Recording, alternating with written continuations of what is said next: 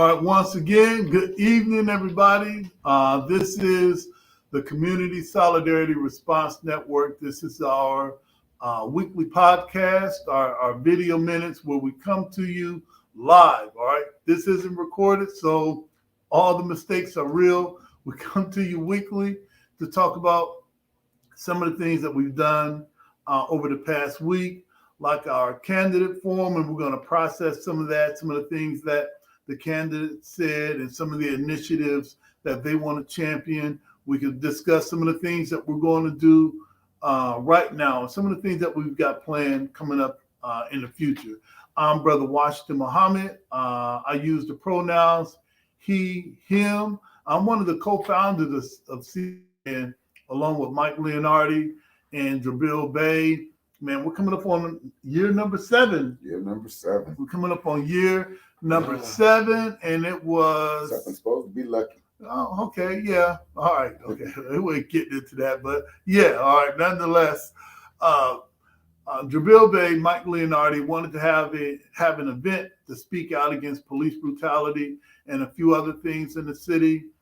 They planned the event. They asked me to help organize it. I did, and this was our first event, was at the Frederick Douglass Center. This was in maybe September or October. Yeah, I think September of 2014. It was very successful. They came back to do a protest at the Lucas County Courthouse. That's brought so many people out. That was on a Tuesday, Jody. And from then we said, Tuesday, we're going to meet, regardless if it was going to be at the Kent Branch Library or the Mott Branch Library. We met at the Mott Branch Library for a short period. We met at Muhammad's Mosque number 91, the Nation of Islam, here in Toledo for a while. Then we transitioned to the Padua Center. And we were at the Padua Center for maybe for quite a few years. We still are. I mean, that's like Studio A. Right. And then the pandemic hit where everything was shut down. We weren't able to have meetings in person. So we had to go virtual. So we set up shop where we're at right now. And we're looking to start rolling out some of our in-person meetings and striving to do a monthly meeting like a lot of other organizations do. They meet monthly, not necessarily weekly. We can keep the podcast weekly, but meet monthly. You can sit in front of us and just yell at us all you want. Right. Not all you want. All right. Not today. All right. Not today. You know where eyebrow to security. Right. You know where the door is. But yeah, we're looking to start that and to be able to organize. It's safe. As safe as we can. And today I have on a black beanie, got a black knit hat on today with my glasses from Optigo Twix in Between. I've got a plaid jacket, black shirt, green pants. Can't see that. None of your business. And as always, I'm dedicated to respecting and protecting all black bodies, no matter the cost, no matter the gains or loss. And this is the home of Black Lives Matter and Justice or Else here in Toledo. And man, it's awesome to be able to come together, plan consistently, have a place to plan, and then have supporters like you out there that have seen our work and continue to see our work and support however you can. Jody, hey, that's who I am. And man, let me throw it to Jody. If you could introduce yourself, what you have on. It looks like you got a couple of new crystals. I can't tell because there's so many. All right. But introduce yourself, what you have on. All right. What's up, everybody? My name is Jody J. Summers, child of the system, or better known as Spoken Truth. I am the treasurer of this wonderful organization that has stayed tight-knit through all adversity and threats and fear-mongering and all that stuff. And as Brother Washington said, we used to meet each other for years at a time. Pandemic hit, and we evolved to this kind of platform to where it's not so much yelling ideas at us in person and then waiting until the next meeting. We actually go out to the community and we come back and we let you know what you may not have time to do. I think activism is an ever evolving, not thing, but idea.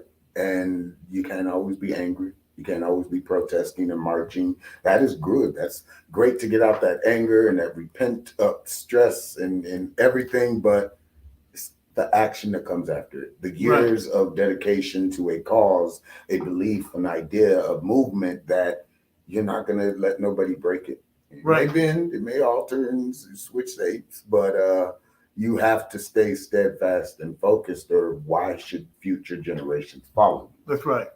Um, I am, for those of you that are listening later on or on podcasts or driving, we don't want you to look at your phone or your screen. So I am a brown skinned, big bear tone of a man, and covered in tattoos and crystals. I travel a lot. I'm an author, illustrator, filmmaker, chef, entrepreneur, elected official, mental health counselor, a whole bunch of other stuff. So I am always involved in my community to make it better, to shed lights on things that most people don't want to see or things that people need to see, whether it be activism, trauma, art, stuff like Right. that. Hey, did you do your pronoun? Did you say the he, him, and all those others that you Well, are? for the listeners out there, I kind of made it a little bit longer in my intro, but gender pronouns would be him, he, or we. The we is all of those things that I told you that I do on a daily or weekly basis in my community. So I'm not just focused on whatever my mission or goal is. It's a communicative, I can't say that word, but basically I tap into rooms other people can't. And I have to keep a calm, cool head no matter what's going on in my life, because I know the betterment is for those around me, those that may be locked out of those doors, or those that those doors are built for or haven't been built yet. So I try and, add a pebble or two to the mountain. Now, when we introduce ourselves, we talk about what we're wearing, and somebody said, "Well, why do you guys do that? Because I can see you. I see what you're wearing. Why are you telling us? Why do we say that?" You say that again, because we know a lot of our viewers or people that's tuned into the podcast may be watching right now, but we also don't want you distracted. So if an hour and a half, 2 hours is kind of long to stay concentrated staring at a screen. I don't watch movies or sitcoms myself. So even me just saying that is, if you're in your car driving, you got a road trip. I just came back from the Grand Canyon a couple of weeks ago. What? And picked up this little nice actual piece of raw turquoise and stuff. But we want you to be able to hear our words. We don't want you focused on the screen, or if you're at home making dinner, put us on your what are we on, Spotify and YouTube and all that other stuff. All So of that. you can All watch of us that. just like Yeah. all other people until they decide to ban us. Hey, and also for those who are visually impaired, That is very you true. know, that you're listening to us, and also you can get a good sense of who I am, what I have on, and when Jody says he's a bear of a guy, so obviously he's big and sexy. I don't His know. words, not All right, mine. hey, I don't know. That's I don't know. women's, but All right, yeah. anyway. Okay, now we're really gonna get bad. But also, if you're in the chat, thank you for being in the chat. I think we saw Rowan in the chat, maybe some others in the chat to say what's up. Thank you for liking this video. And before we do the mission statement, I think that when we first started this journey, yes, we were known as a protest group. Yep. When you guys going to protest? Well, Hey, uh, that's the spirit of the time, and whenever that time comes, I think somebody is we got a outside. mailman. Yeah, I think somebody's outside the studio. Message. All right. No. But we got somebody in our green room right now. So I'm going to let us go to commercial break. Before we do that, there's something that we do as we open meetings. And I hope if you're starting an LLC, a nonprofit, set up your guidelines, set up your mission statement. When you're going to look for these loans and grants, which are kind of running dry or maybe lucrative, you need to tell the people who you are.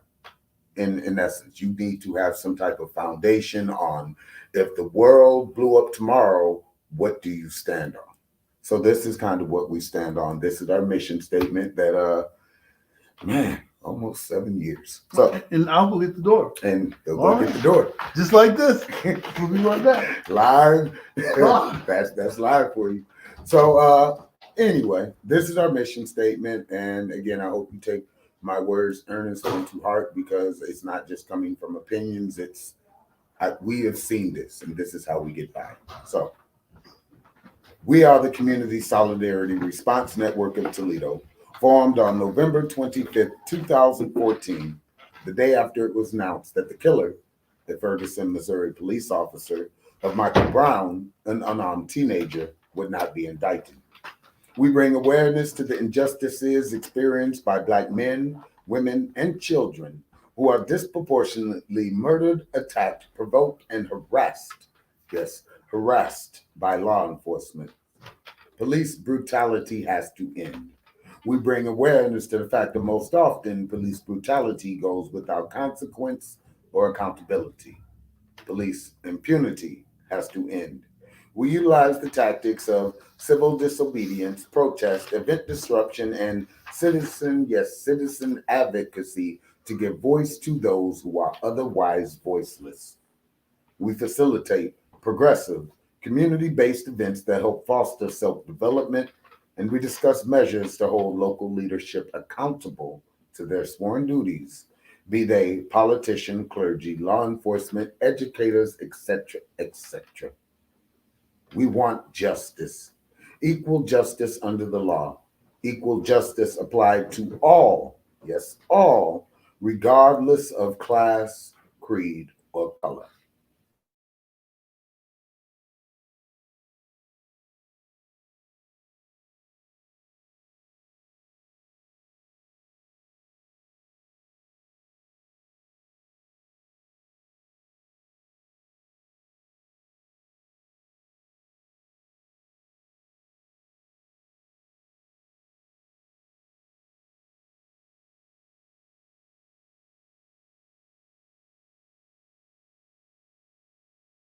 We might be having some technical difficulties. We're back though. That's what happens with live. Man, I saw the person that came in the green room. They tripped over a cord. Oh yeah, it was. Like in that video with 2 Chainz and Drake. Tripped over the cord and had to plug it back in. Anyway, that's what I do. I watch 2 Chainz and Drake. Right. Okay, I thought it was Future and Drake. But one of them, they got braids changed, stuff. So I'm saying age. Racist much? Hey. All right. Hey, look, right, this is live in every sense of the word. These are our guiding principles, and I really think this is why we're still here, by having something that binds us to a higher power, a power greater than ourselves, an understanding that keeps us grounded in here. This is our CSRN guiding principles. All Black lives matter. Queer Black lives, trans Black lives, formerly and presently incarcerated Black lives, poor working class Black lives, differently abled Black lives, Black men and women lives, immigrant Black lives, Black elderly and children lives. All Black lives matter, and our creators of this space, we throw no one under the bus. We rise together. Ashe? Ashe. That means one who changes a thing or one who makes a thing happen. Thriving instead of surviving. Our vision is based on the world we want, not the one we're currently in. We seek to transform, not simply act. We want our people to thrive, not just exist. Think beyond the possible. Ashe? Ashe. Experimentation and innovation must be built into our work. Embrace the best tools, practices, and tactics, and leave those behind that no longer serve us. Ashe? Ashe. Evaluation and assessment must be built into our culture. Critical reflection must be a part of our work. We learn from our mistakes and our victories. Ashe? Ashe. Principal struggle can exist in a positive environment. We must be honest with one another by embracing direct, loving communication. Ashe? Ashe. Love, self-love is practiced in every element of all we do. Love and self-love must be a driver of our work and an indicator of our success. Without this principle and without healing, we will harm each other and undermine our movement. Ashe? Ashe. 360-degree vision. We honor past struggles and wisdom from elders. The work we do today builds the foundations of movements of tomorrow. We consider our mark on future generations. Ashe? Ashe. Self-care means we build resilient spaces by budgeting time, energy, and resources for healing. Self-care is a regular, consistent, intentional, and essential practice. Ashe? Ashe. The most directly affected people are experts at their own lives and should be in leadership at the center of our movement and telling their stories directly. Ashe? Ashe. Training and leadership development should be fundamental. Our movement must constantly grow and leadership must constantly multiply. Ashe? Ashe. Man, for you, Jody, before we take a short break and then come back and discuss our candidate form, some other things that we were processing. The people that tripped in over the green room court. Well, we'll deal with them accordingly. All right. However, they must have fixed it because it's going even better now. So, all right, that's what's up. All right. For you, how do you think the guiding principles help us stay away from things that have others implode and keep things balanced? It's like for those of you out there, and one kind of running joke I always like to say is we start some of these shows is like a mantra, something you believe in, something that you can repeat and it has no malice or harm to anyone. For instance, for those people that's out there, and I'm a Buddhist, he's a Muslim. What? And then you'll see Okay. other board members or people, they are Catholicism, Catholic, Christian, one of those. So, okay, first. Okay. See, All right, see, okay. I saw the face in the green room peeking out the peephole. But what I'm trying to say is that we all have our different belief sets, but we all would not do no harm to anybody else out of malice or anger or anything like that because of the principles that either our religions or upbringings or mantras has got us to.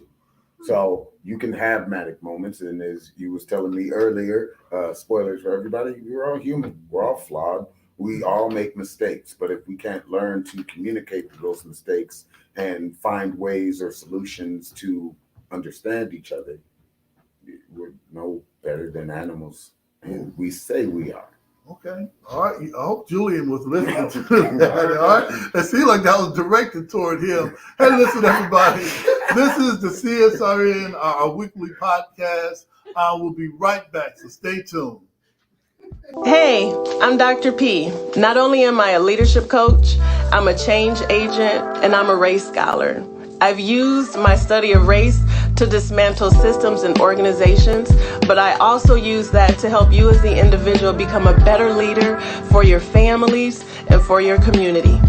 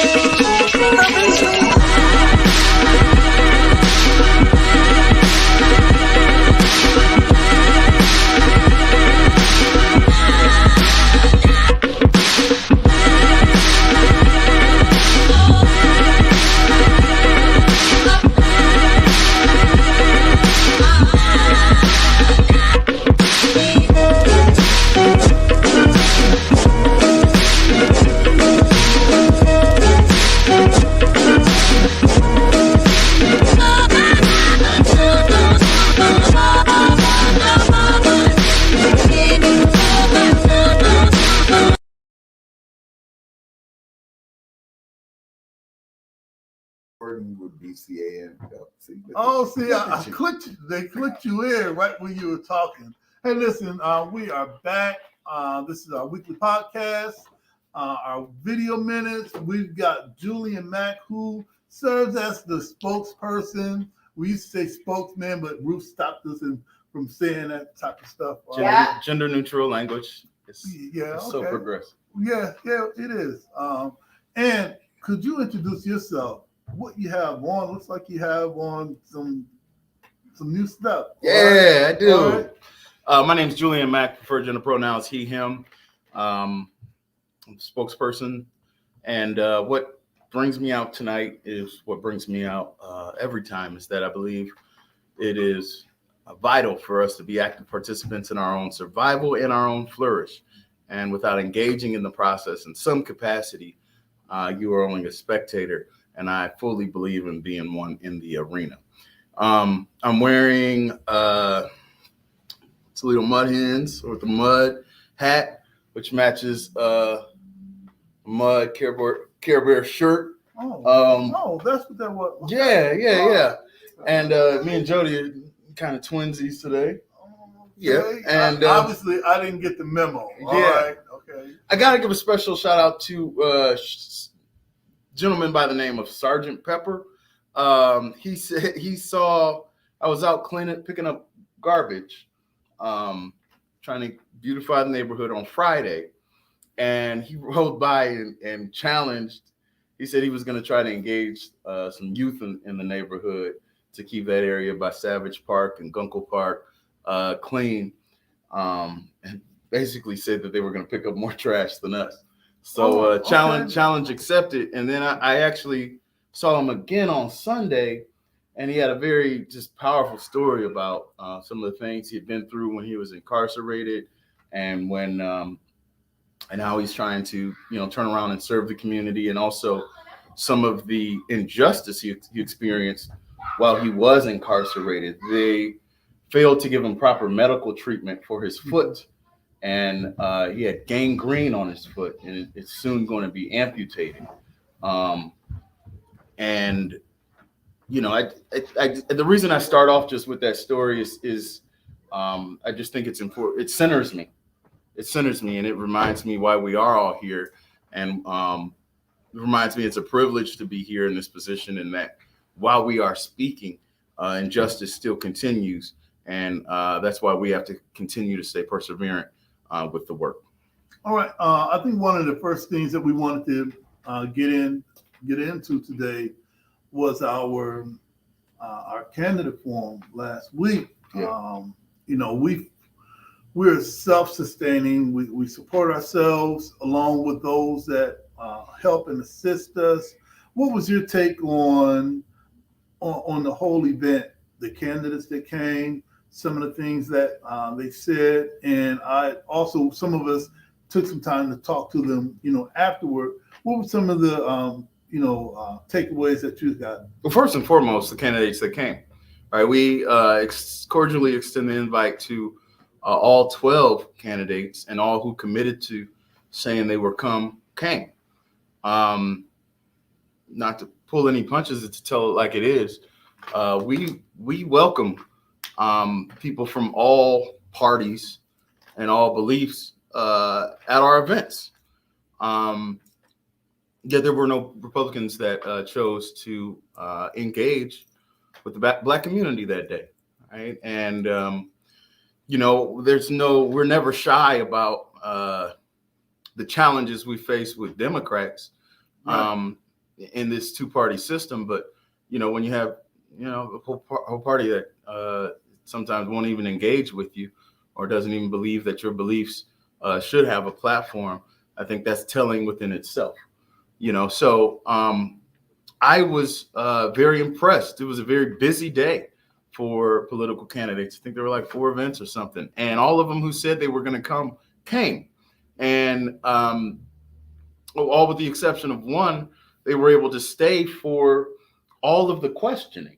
Right. That's significant, right? There's when candidates may leave an event a little early and stay at ours a little late. You know what I mean? That to me is a signal that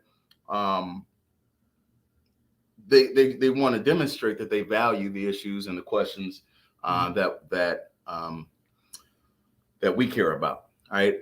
So, initially, I'm just going to say probably my most surprising moments from the evening.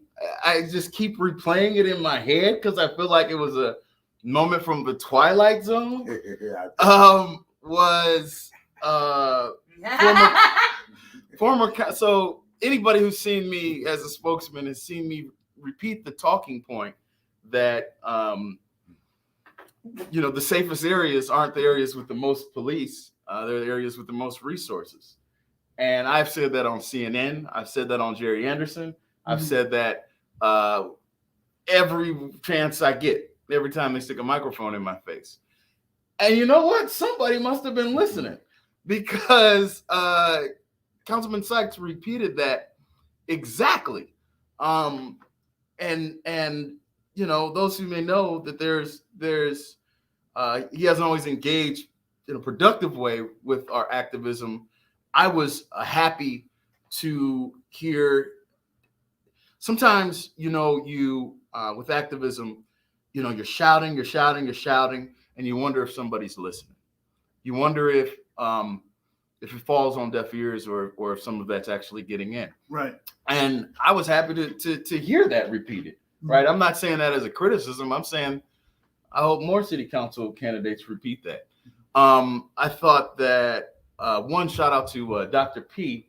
I thought Dr. P did an amazing job moving the candidates right along, engaging them with the questions, and not letting them stay on any answer longer than they should have. Right. But yeah, it was, as far as the way it systemically went down, I thought it was great. And I want to thank our sound person and our video person, Trevor, that helped us improve on our sound.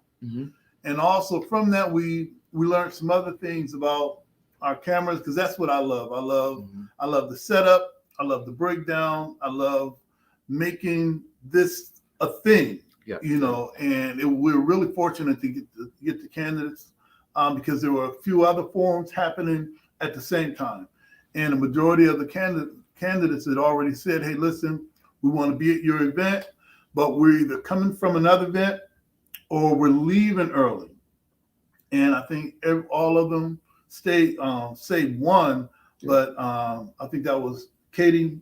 Katie stayed up to the last question. Yeah. All right, up to the last question. And I understand campaigning, you got to get to the next forum, and you don't have to exclusively stay at ours until we turn the lights out and you're putting up the chairs, but they did. All right. A lot of them did. Yeah. Something that really struck me, I'm sitting here replaying the entire evening.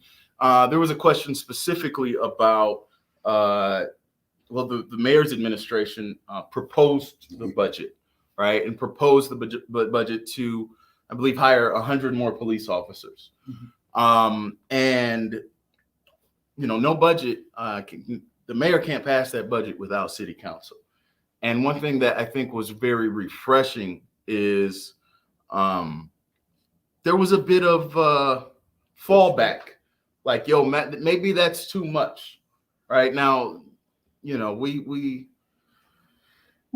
I hope they were not just saying that because they were at the Doug, they were at CSRN, they were at Black Lives Matter. We had the signs all around. Defund the police everywhere. Defund the police. The answers are right in front of you. Right. Right. So I know that as a politician, you kind of have to go where the wind is blowing. However, I do know that how the city loves to overfund the police is a difficult thing to be against. So shout out to all of the candidates. Yeah, that echo that. And systemically, right, here's the interesting thing about it, right? To get into the weeds just a little bit, they're using part of this COVID stimulus money. The mayor is proposing to use part of the what is it, 140 billion? 180 billion. Thank you. It'll be 140 by the time they give all that money to police. But that's my best attempt at a Brother Washington joke. I guess I should just leave the jokes to him. But that is true. But nonetheless, though. So here's how. This is how police budgets inflate gradually over time. this money is not something that's going to continue to come to us. Right. I think it's forecasted this would keep police officers for maybe 3 years or so until they do the next, until it'll keep police officers for about 3 years. Right. And then, right, you have 100 more police officers. And then where does the funding for them to keep their job come from? Right.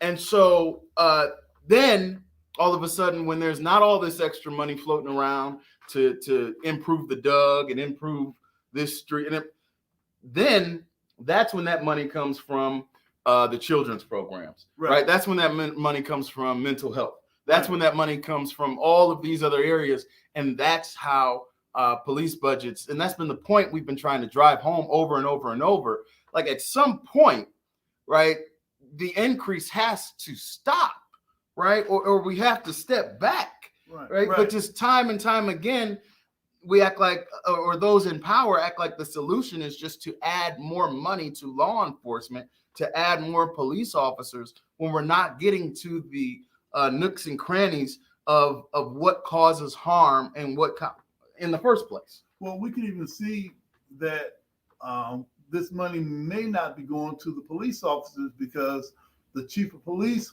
proposed that we receive a gift from the United States military of that tank. And I can't remember what the cost of this tank was. Was it a $5 million tank? And just imagine the maintenance on something that's worth $500 million, and they can gift it to you, but the city has to maintain it. Where are those dollars going to come from? Those dollars going to maintain the tank. It's not going to put police officers on the street. Those dollars going to maintain the tank. It's not going to help our youth programs. And as the chief of police stated, that this vehicle could be excellent for saving people in a snowstorm. And that's the most ridiculous thing that I ever heard, that you're going to use a tank to save people in a snowstorm. The police pull people over. The police pull people over in the snowstorm and beat us. All right, then they're going to bring a tank. Now you're going to bring use this tank to drive you to jail. Right. So that's when we talk about defunding. We're not talking about eliminate all the funding, but when they increase the funds for the police, where is it coming from? All right, where is it coming from? Where are you getting it? You know, they're not pulling it out of thin air. So when you look at Frederick Douglass, why does it look like that? When you look at some of our other community centers, why do they look like that? Because of the funding that's been taken from those programs to go to maintaining our next tank. All right, or maintaining things that obviously we don't need, but the culture of law enforcement is as if we want more. You know, and we can care less where you get it from. You know, and the only time, right, in over the past 50 years, that police officers have been laid off due to a lack of funding was only once. So like these funds, once they set that mark, they never goes down. Right. It rarely, if ever, goes down. It's such a great job. Yeah.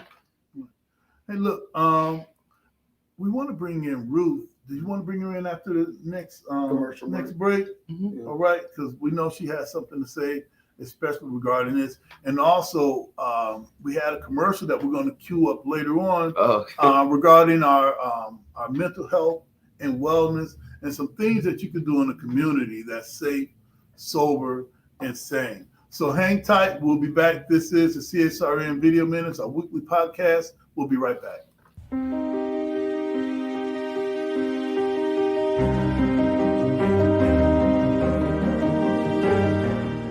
Now you can get the same uncompromising truth you've come to expect from the Final Call newspaper on all your connected devices.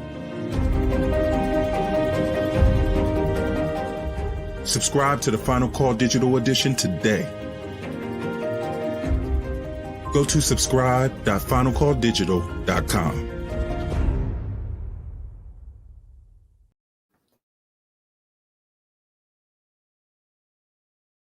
Do you care? Do you care? Your life matters to me. Does my life matter to you? If your life matters to you, wear the mask for me. It could save you. Your life matters to me. Does my life matter to you? If your life matters to you, wear the mask for me. It could save you. Your life matters to me. Does my life matter to you? If your life matters to you, wear the mask for me. It could save you.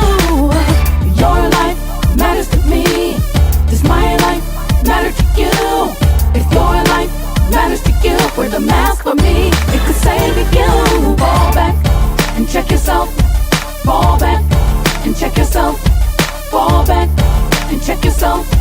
Fall back and check yourself.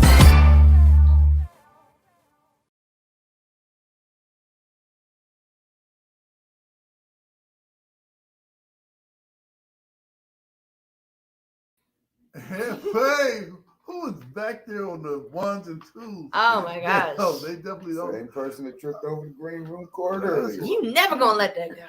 Hey, listen, we are back at CSRN Video Minutes, a weekly podcast, and we have the Elite Administrative Corps, Hello all. Ruth Leonard. So if you can, Yes. if you can introduce yourself, what do you have on?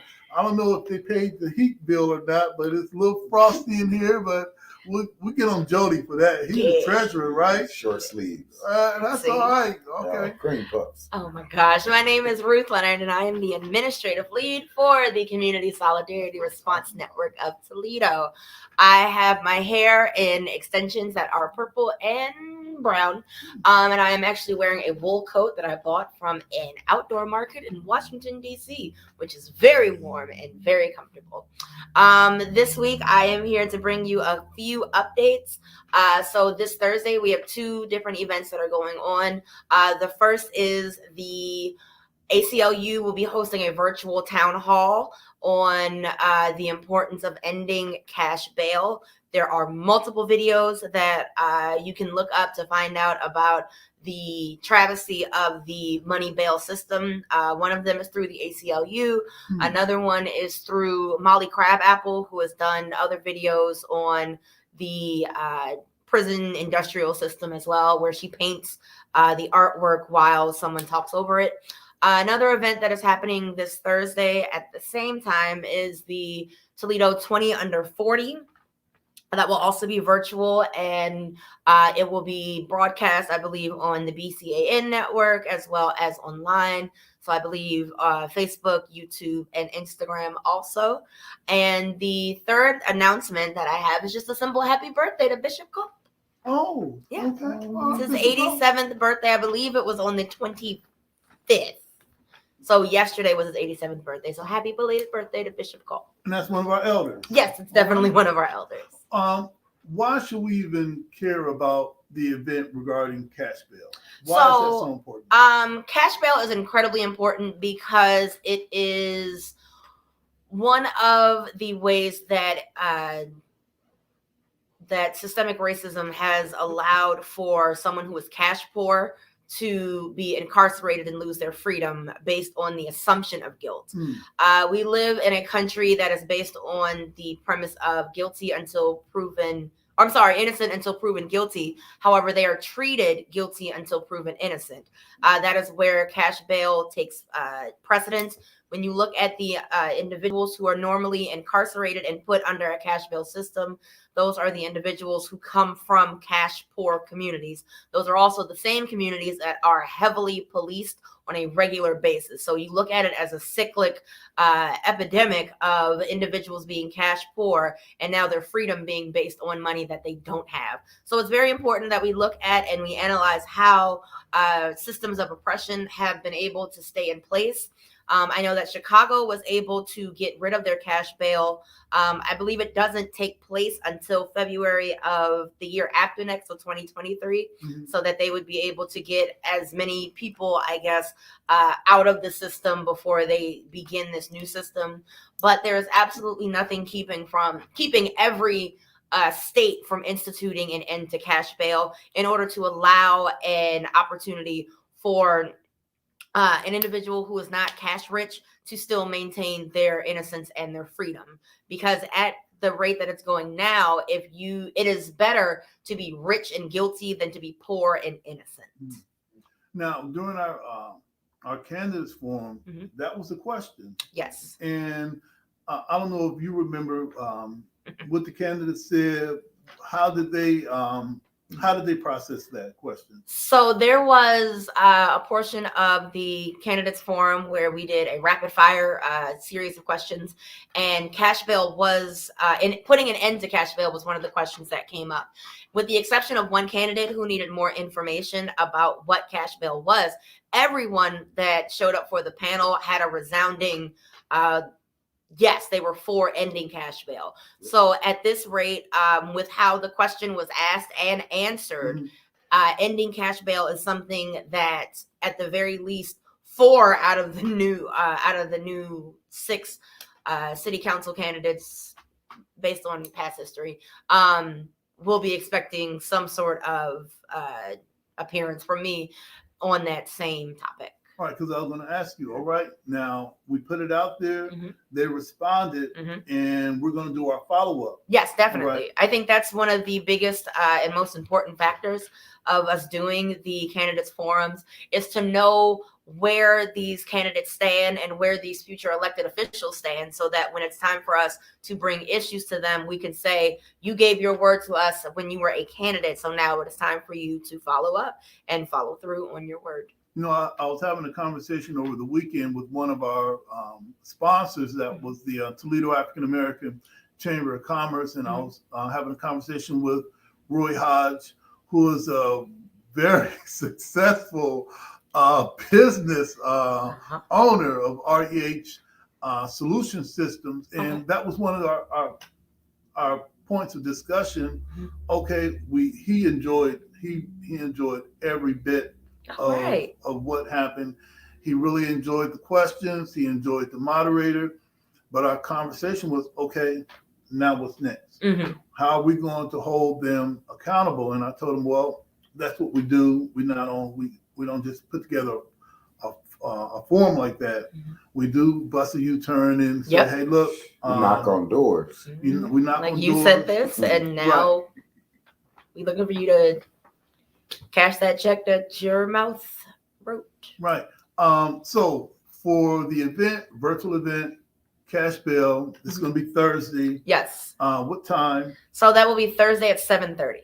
All right. Now, if somebody's watching this, or if somebody's replaying this tomorrow, where are they going to access that? So you can access it if you go to CSRN's our Facebook page. You will be able to see the invite there. Also, if you go to ACLU of Ohio, you can see the information there. I believe that on my personal page there is an invite with the flyer on there, so that you can just click the link and register. Registration is free. You just have to get the Zoom link. Did you know Facebook is not sharing your posts with me? Oh, really? I mean, so that's probably Officer Prosciutto that's steadily keeping track of my whereabouts and my actions and taking things down, either him or Mark Zuckerberg. Okay, so I'm going to make sure that I frequent, and for all of those that are watching, not only check out the CSRN page, but follow Ruth, follow Julian, follow Jody. You'll always have something. You'll always. I've been gone a week, but I'll be back. It doesn't matter. You can be gone 5 weeks, but you still have enough content that we're still sorting out. So not only follow us, CSRN, but also follow Ruth Leonard, Julian Mack, or I don't know if we should say the Golden Rule, Julian Mack, because that's the other page too. Yes. And follow Washington Muhammad. We just go home. Only if you don't want to follow me. Follow me. All right. Yes. All right. You will stop very soon. But Oh but my that's gosh. what we're about. So we're gonna I'm gonna make sure I share Okay. that event. Okay. And Rowan's watching. Anika's watching. Please, Anika, share to your friends. Rowan, you already know what it is. Share Big to your Meals on friends. Wheels. Right. Next question is regarding the other event that you were saying that's happening, 20 under 40. Yes. For those of us that know numbers but may not know what those numbers mean when you shout them out like that, obviously you're well educated. Only well educated people use numbers like that. All right. So what does that mean, and why should we care? So I believe every year, multiple big businesses in Toledo get together and they request submissions for the Toledo 20 under 40, and they look for individuals to submit names of people in Toledo who are basically change agents, individuals who have made it a point to help out their community in one way or another, be it through social activism or just through their everyday work. And so this year I was nominated for the 20 under 40, and it is normally a huge event that's held at the Valentine Theater. I know other years Jody has been nominated. You've been nominated, right? Not yet. What? Oh, I'm so sorry. Ruth, that's cold. No, that's okay though. No, it's not. Jody don't need no recognition. No. Right. But no, Toledo history. There we go. Boom. All What? right. But yeah, like I know countless individuals have been nominated. And so it is definitely an honor to be nominated. And normally the event is held at the Valentine Theater. Everyone gets dressed up. You normally get like free cookbooks and little trinkets from around the city. But this year it will be held virtually. I believe last year it was also held virtually due to COVID regulations. And so I believe it is 280 people have been nominated this year. So it is an amazing group of individuals and candidates this year. And I believe how they do it is during the virtual event, they just read off the bio of the individual, and then in the Zoom, they just kind of zoom in on your particular profile, and you find out that you won. Oh, wow. Okay. So you get a gift basket? I don't know. I've never won 20 under 40, but I do vaguely remember we did something similar. Yeah, definitely. There has been let me go ahead and date this out the way. There have been issues previously with the winners of the 20 under 40 being white. Yeah. And I believe it was the first year that I was nominated. I made it very clear that I was concerned with not only with the amount of winners who were white, but also with just some of the interactions I had with them on a regular basis. Like I believe there was one individual who made it a point to say that they were proud of the fact that they had gotten rid of the civil rights division for their local office. I believe it was with the FBI. And they won that year. And so that just kind of put a damper on the ideals that I had, I guess, for the individuals who were selected. But once again, it is still an honor, and I'm not going to poo-poo in the face of the individual who selected me, because I do appreciate that recognition. But you can't. But that did lead us to create the Black Lives Matter Awards in order to recognize Black individuals who were doing just as much work in their communities, who for one reason or another weren't acknowledged in the 20 under 40, or they hadn't won the 20 under 40. And you could be like the baby, 2-time nominated. No. So I'm gonna go ahead and not do anything to support the baby, because nah. We appreciate. I've been away from social media. It's okay. I don't know what happened. You think? All right. You think? Bruh. What are you The baby of all people? Okay, all right, Ruth. Come on now. I was gonna say, what's he gonna say next? Bill Cosby is a great guy. No, all right. I mean, put on that R. Kelly. I ain't been under a rock that long. Okay, all right. Hey, look. Next thing I want to just finish processing with you the candidates forum. We talked about cash bail. Also, there was Mac Driscoll there, Yes. who is a city planner by profession, and he wanted to be a part of the plan zoning committee. He had said something regarding the downtown nonprofit that promotes downtown, which invites business downtown.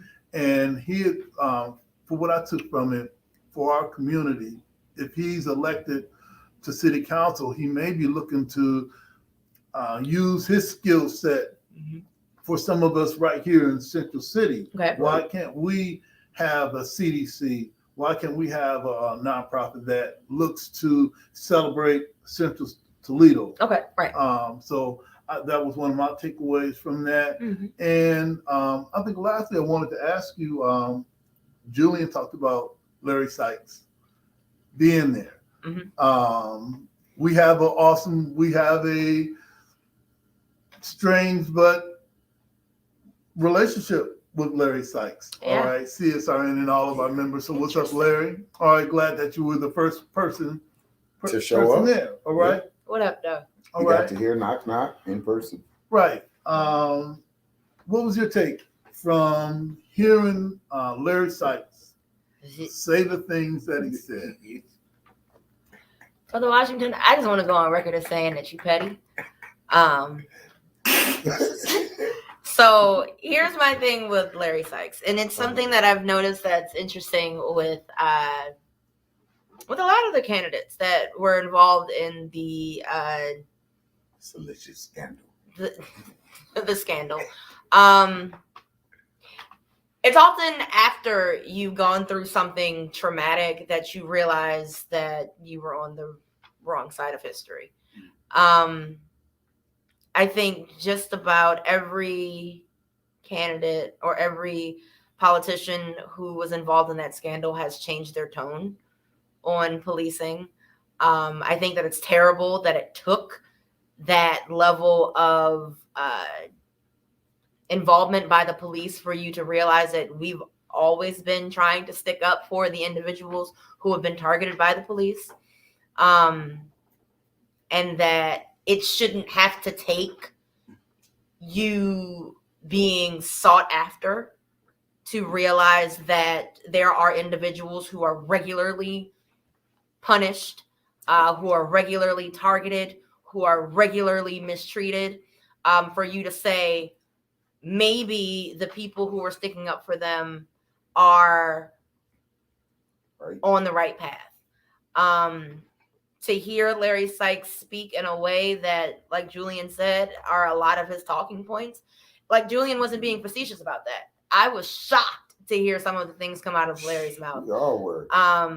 So much so that I had to turn around and just find somebody to look at and make a face at, because I don't have enough of a poker face to hear someone do a complete 180, but still kind of move in that same atmosphere of neutrality, right? I thought Julian had a witch doctor doll. Yeah, there are. I've had multiple conversations where individuals, after they've been involved with law enforcement, have said, "Oh yeah, I do understand what you're doing. I do appreciate what you're doing, and I wish that you were on my side when everything was happening instead of me shutting you out." And it's unfortunate that it takes law enforcement being involved directly for them to recognize that what we've been saying all along is true. It's not a farce. It's not us just pulling facts and figures out of thin air. It's researched. We have anecdotal evidence. We have, it's peer reviewed, whatever litmus test you want to give the research that we've presented to you. It's there. Like, when we talk about ending cash bail, it's after having conversations with Tina about the bail industry. And we've bailed women out of jail. Like, we're not just saying this to say it.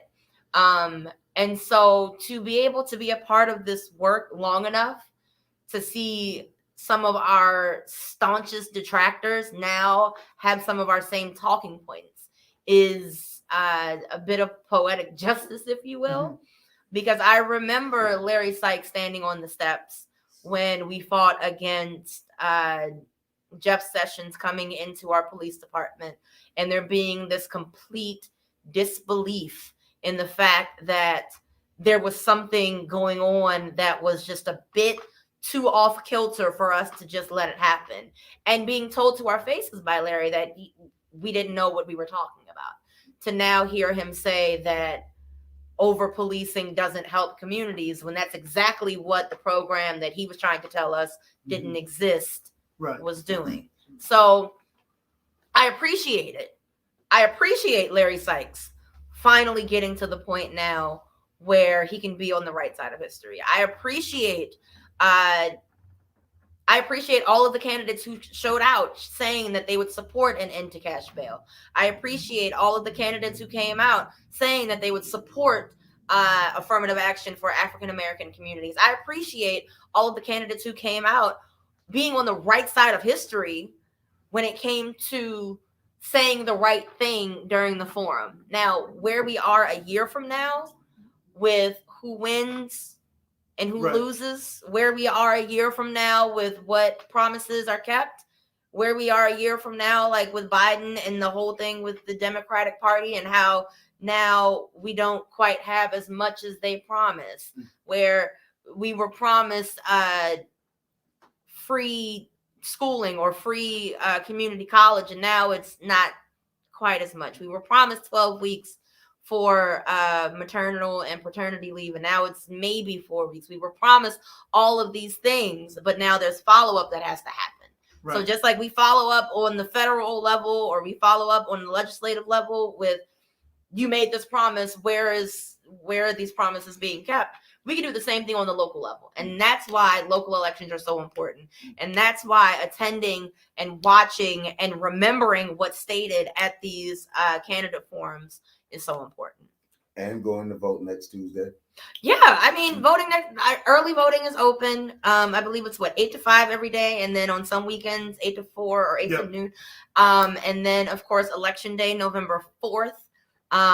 You go to November 2nd. I'm sorry, I have something with my students on the 4th. But on November 2nd, you go to your actual polling location.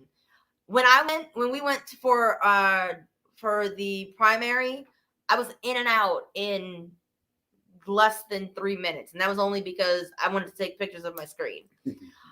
I want to go back to the days of it being an event. Like, I need a snack because I'm in line for so long. We cannot have short lines at election this year. And I know a lot of people are early voting. Some people are mail-in voting, but the numbers are still abysmal. And we have too much on the line between the fact that city council candidates are the ones who decide actually where this ARPA money goes, that $180.9 million, that's decided through city council.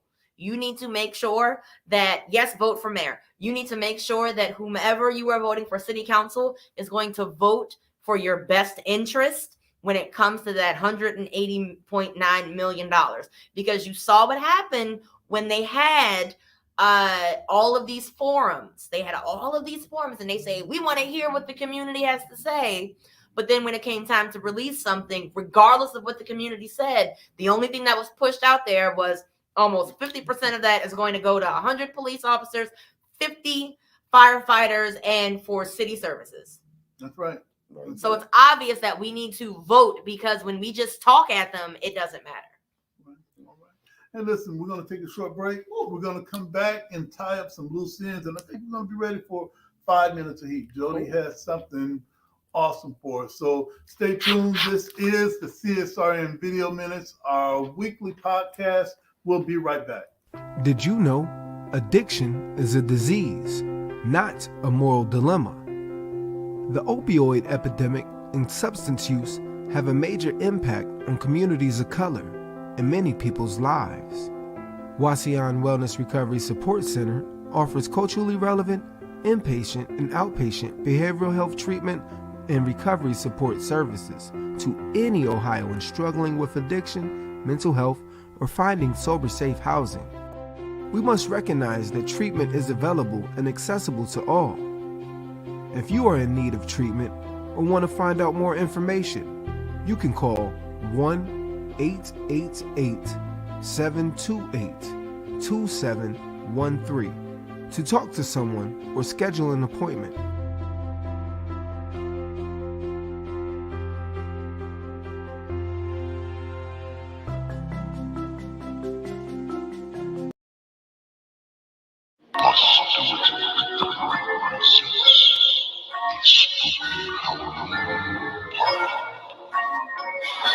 Stay sober all October and clean on Halloween. Best dance contest. Let's go to the worst dance contest.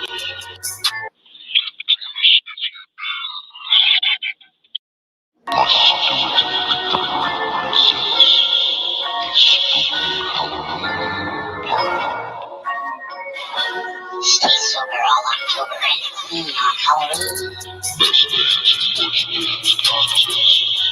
Let's go to the worst dance contest.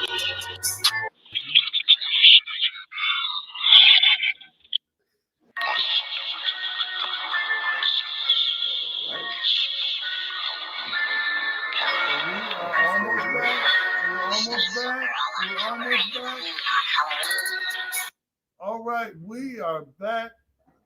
All right, is our audio on? Yes, All right. yes, yes. All right, awesome. All right, let's see. Let's catch up with the. All right. Hey, we caught up. Hey, listen, we are back. This is the CSRN Video Minutes, our weekly podcast, and we just ran our mental health and wellness part of what we do. Yes, we're about that street heat. Yes, we're about direct action, protesting, rallying, getting in your face. However, Politics. politics. However, it takes a toll on all of us.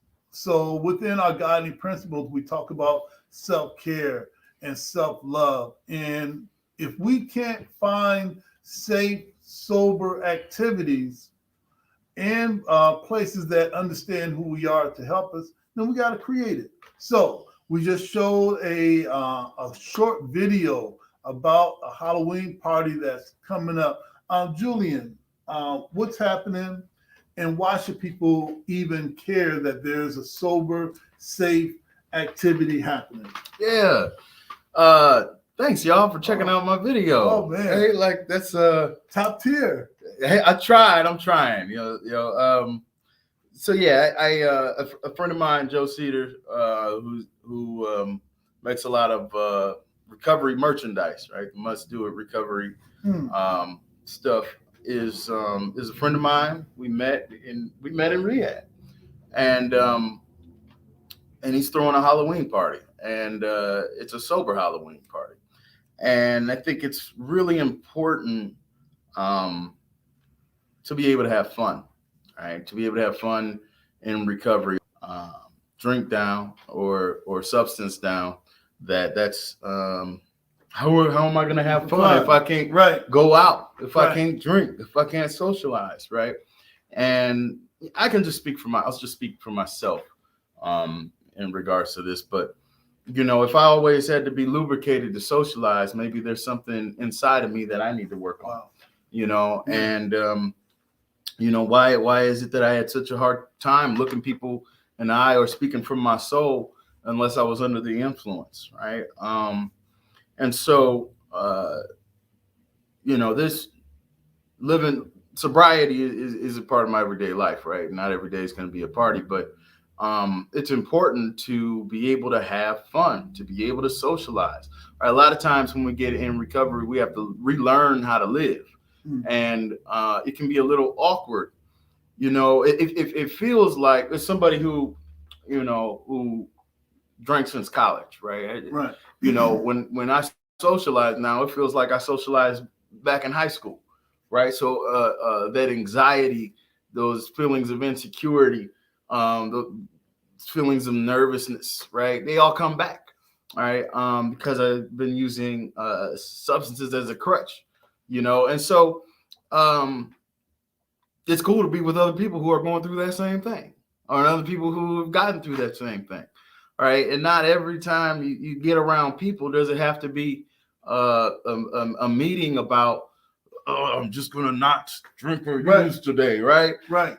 Talk some smack, have some fun, kick it, eat some sweets. You know what I mean, or something. Scared me for a second. I'm like, oh Lord. All right, yes, or sir. whatever, or Okay. whatever, Okay. trick or treat. Okay. We are definitely keeping it moving. But yeah, so one of the things I do is also Friday Night Fire, right? If I could just give a plug to Team Recovery, it's been very helpful for me, right? I didn't, I'm not new to recovery, but sometimes it can be hard to find people in my age bracket, or people who have similar interests as me, or people who, or people who still want to have fun. I walked into my first AA meeting and it was, a bunch of gray-haired white men. I'm like, I ain't trying to hear you tell me everything that's wrong about my life. I deal with that enough from just systemic forces. All right. Police officer tells me what I did wrong enough. I don't want to hear some other random white guy. Right. But being able to have diversity and age and experience it's kind of like this cross-pollination, right? When I don't have to always be the only one like me in the room, then I can appreciate it sometimes, and it allows my soul, heart, and mind to be open to getting messages from other people. So I think it's just important, whether you're in sobriety or not, maybe take a night off. You know what I mean? Maybe That's right. Maybe this Friday, if you come to this party, that'll be the night you don't get a DUI, right? Because you decided to do something different. Because one thing's for sure, and two things for certain. Just because we ain't drinking or using anymore, we still know how to kick it, and we still know how to have some fun. Yeah. And so, we're gonna do that. We're gonna do that. All right. Hey, listen. Right before we get to Jody, I wanted to just give some special thanks for some of the people that I've been thinking about for the last few years that have really always shown us love as we put together some of the most radical and progressive programming that I think the city has ever seen. And I wanted to shout out the NAACP Toledo branch. They recently had their annual banquet on Saturday. My father wasn't able to attend, but thank you, NAACP, for always supporting us however you can. Pastor Real Estate and Rob Pastor, if you know Rob Pastor online, he talks a lot about home ownership, and some of us can own our home, all right? And he can give you the tools to help do that. The Jobs with Justice Toledo, shout out to Bob Lynn, Sean Nestor, who saw something special in CSRN, and whenever we have a forum, whatever we have, they're always there to assist us with some technical assistance or however they can. St. Martin de Porres in the Padua Center, Sister Jenny Welch, thank you for assisting us and helping us with our programming and planning. Muhammad's Mosque number 91, that's the Nation of Islam, Toledo, and the laboring staff, the brothers with the bow ties and the sisters with the bean pies. You might just see me, but best believe I'm being trained and counseled to say what needs to be said and shut up what I need to shut up. So thank you, Nation of Islam, for supporting CSRN throughout the years. Dr. Patrice McClellan, if you're watching, usually I have this ritual that after every forum, we take the placard off the podium and give it to the moderator. All right, Rashaya has one. All right, Mac McCluster has one. And when Dr. P was done, I didn't get her in time. So we have her candidates form placard right there. Two of them. No, she has Oh, that she one. has the other one? All Right, but she didn't get that one. Okay. So we're going to make sure that she gets that, and also for Roy Hodge, we're going to make sure that he gets our sponsor placard, because for the Toledo African American Chamber of Commerce, these are older Black men who you might think that are conservative, and all of us older Black men, we got to step up, because we've got some skills that we've only used from 9 to 5, either for ourselves or our former slave masters and their children. However, after 5 o'clock, we put all our skills away. On the weekend, we put all our skills away. So Roy Hodge is stepping up. I remember when they were first forming, I think around last year, or they were having meetings at the Macondo. Well, they formed a few years ago. I was at the initial forming at Scott Park. Okay. After that, I think Jay Black took the helm and was the lead person there. And Roy said, well, one thing about that, we have plenty of business owners. However, a lot of our Black business owners, some of us lack the skill set that's going to keep us in business for 5 years or more. We lack the skill set to do the paperwork. We lack the skill set for all of the administrative work. A lot of us love the programmatic selling. We've got a product. However, how are you going to keep this? How are you going to scale up? And that's what Roy, along with Junction Coalition, are going to be doing. So thank you, Roy, for stepping up as an older Black man. I hope you don't mind me calling him older, but if you're over 55, we know better.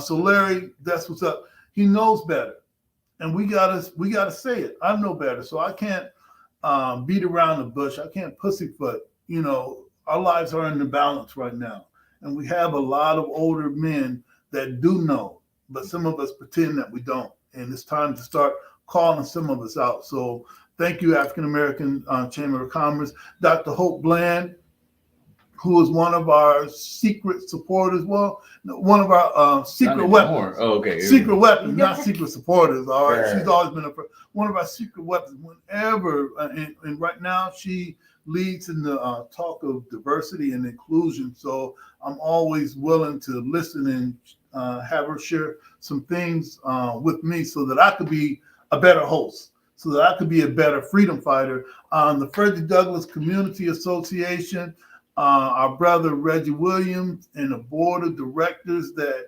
allows CSRN to pay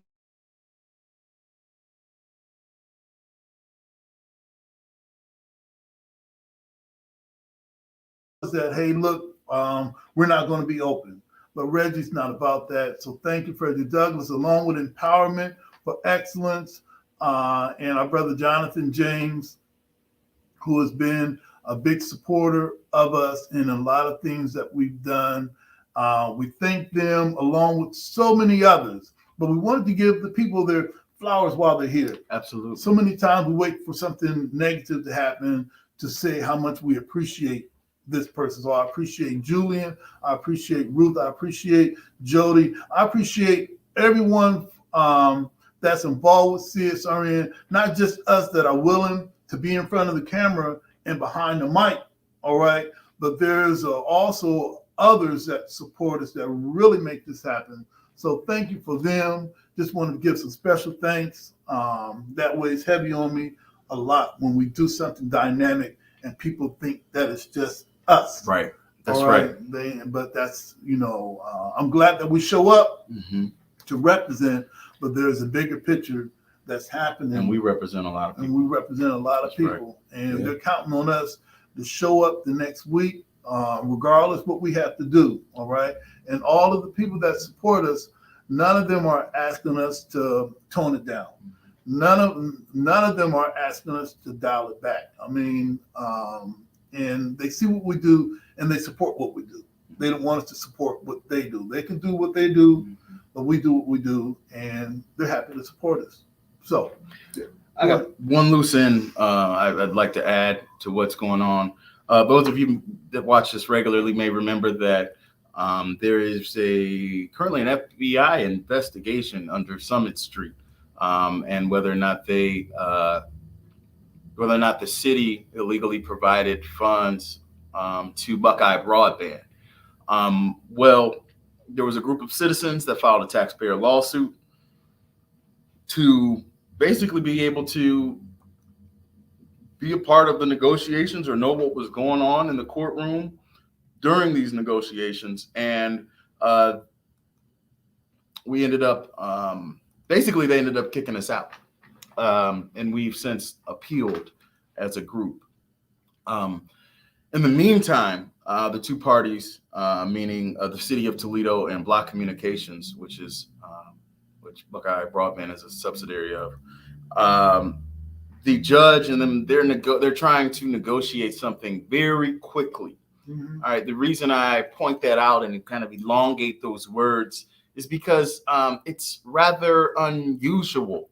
There was a brief that came out that is just rather unusual, where the judge is suggesting that the parties pursue all relevant discovery, quote unquote, without delay, and that plaintiff's counsel was asked to arrange the phone conference or request court staff to do so. Basically, they're telling them to hurry up, and try to settle this thing. It's important that they underline this because sometimes we don't see the things that happen with our justice system, or we don't necessarily all the time catch the language that they're using and understand how it's manipulative in them to diminish the power of the people, right? We're just asking for us to be able to see what's going on. That's right. If they're making some kind of backroom deals, know what that backroom deal is, so we can report back to the people. And there's a great chance that they are making. Exactly. Remember, this is $1 million in taxpayer money just given to one of the largest corporations in Northwest Ohio. All right, and it's definitely a Fortune 500 company. All right, so I just want you to see that the powers that be are at work. Right. And I believe Mao said, politics is war without bloodshed. War is politics with bloodshed. And what we're seeing are covert strategies of war. Right. It's just without bloodshed. Right. But they are diminishing the voices of the people, silencing the voices of the people. And they're using our criminal justice system to silence our voices instead of a gun to your head.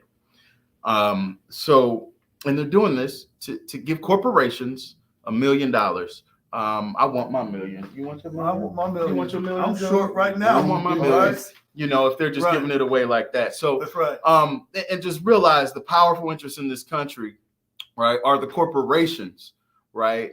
It's the corporate influence that continues to motivate the people to devalue Black lives, right? We have to remember that racism in America is there's corporate benefit in racism, right? The corporations and corporate slavery is what caused racism to exist at a level that it never had existed in before, prior to America, right? And so we have to remember who the enemy is, and that we are the 99% and we have all the real power, because the power always lies within the people. Well, all right then. All right, thank you, Julian. Hey, listen, Jody, man, and listen, stay tuned. If we can, we should put that up on our page. Okay. All right, we need to put that up on our page. It is what it is, and if the city of Toledo is trying to settle out of court, if they're trying to hurry up because they know the scope, what the scope of the FBI could do. And we should know. Yeah. All right. 5 minutes of heat.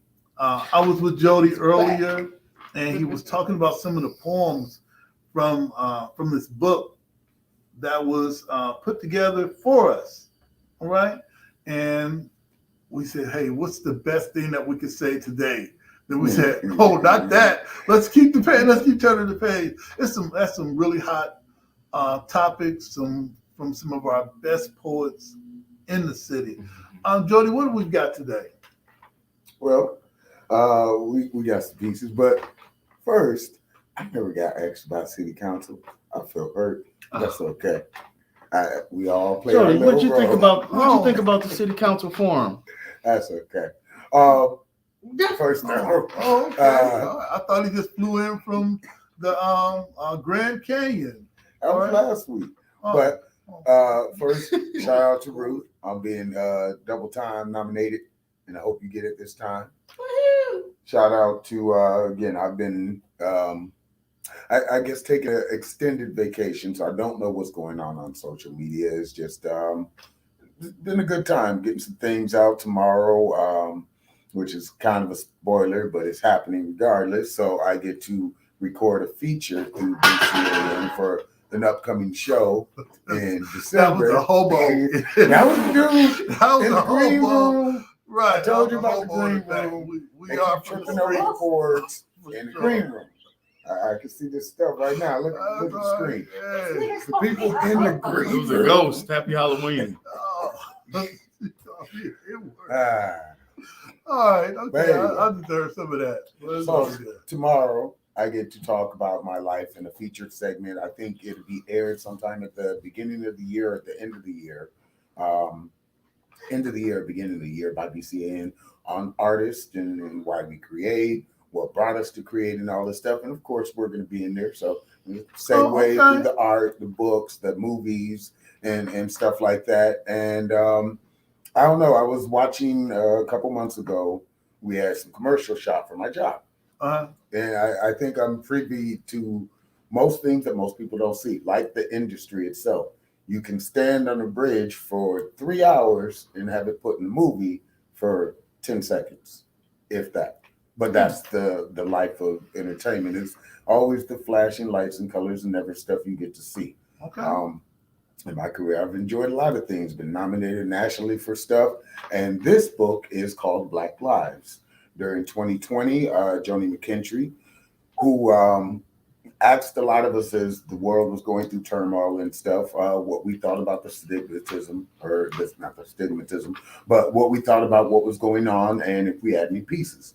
So me and a lot of authors, Sandra Gill, me, of course, Tenasio, Automatic, Natalie Gray, Hunter Prey, Melvin Johnson, Travell Ellison, and yeah, that's all of us. A couple of us got a couple poems in here. So as I said with this, next week, again, because we've gone through this is like a good meal right here. We've gone through every section, politics, poetry, being activists, and doing all the other stuff, and winning awards, and giving awards and all that stuff. So I would like to read one of these people's poems out of the books. Okay. I think as an author, artist, whatever, that's probably one of the highest privileges you can give someone is to repeat their work back to them. Because we hear our work so much, it's kind of like looking in the mirror. I know what this said, but I'm not tuned into what you're hearing. So this is me giving flowers to those who may have never heard their work out of another person's mouth. That's awesome. So Natalie Gray, I hope you were listening. I tagged Joni in it too. So after I get done reading, if you guys want to find out about the book, contact Joni and she can get you a handmade copy. I believe they're $20. Also, poetry is subjective. I have not read this piece, but I know Natalie is a friend. So whatever you guys hear, I am giving it my best shot of putting in a narration voice. Also, I'm available for hi, Steph. Good. Anyway, let's begin. Peace. What Are You? By Natalie Gray. Are you black or are you white? Are you a boy or are you a girl?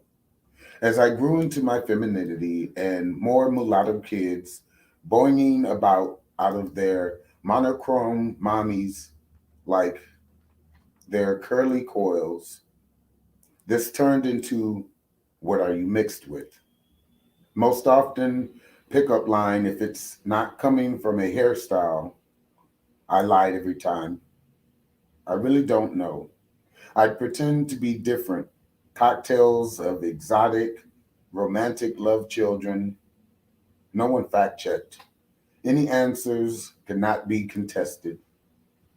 Are you black or are you white? You have two choices. Mine was adopted, and every cousin of my generation was a hybrid Lebanese Chicano black.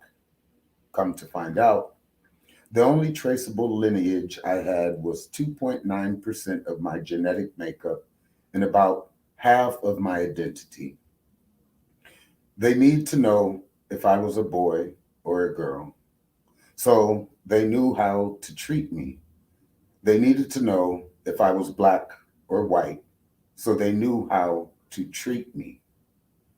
I didn't know. Are you black or are you white? It depends on what room I'm in. Black people are the only ones that measure blackness. For everyone else, it only takes one drop. In a room full of white people, I'm the brown one. In a room full of black people, I'm a diluted black girl, a gray. In peace. Ooh. Go ahead, Yeah. Natalie. I'm gonna hug you next time I see you, Natalie. It's coming. Okay. All right. Well, all right. Okay. All right. Well, hey, listen. We have come. That was a beautiful reading. Everybody say I. It's a beautiful reading. We're going to bring in Ruth now to lead us into our solidarity pledge. If you see scrolling, you can see our Cash App, you can see our PayPal. Please support us because we support our community. Ruth, did you want to lead? Yes, please. Everybody say I. I, Your name. Brother Washington, Pledge to strive. pledge to strive To love my brothers and my sisters. to love my brothers and my sisters As I love myself. as I love myself. I. Say your name. Brother Washington, Pledge to strive. pledge to strive To study to improve myself. to study to improve myself Spiritually. spiritually, Mentally. mentally, Morally. morally, And physically. and physically For the benefit of myself. for the benefit of myself, My family. my family, And my people. and my people.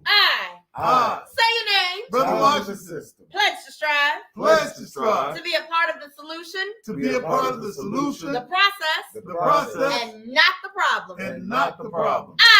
I. Say your name. Brother Washington, Pledge to strive. pledge to To strive give all that I can spare. to give all that I can spare Of my time. of my time, My strength. my strength, And energy. and energy To achieve. to The achieve above said. the above Now said. give yourself a round of hand. applause. All right, great job, great job. We'll make sure that we put up those events regarding the cash bail. Yes. And stay on the politicians. For sure. And as always, all lives can't matter until Black lives matter. and black lives can't matter until All Black lives matter. justice or else. Peace. Yeah.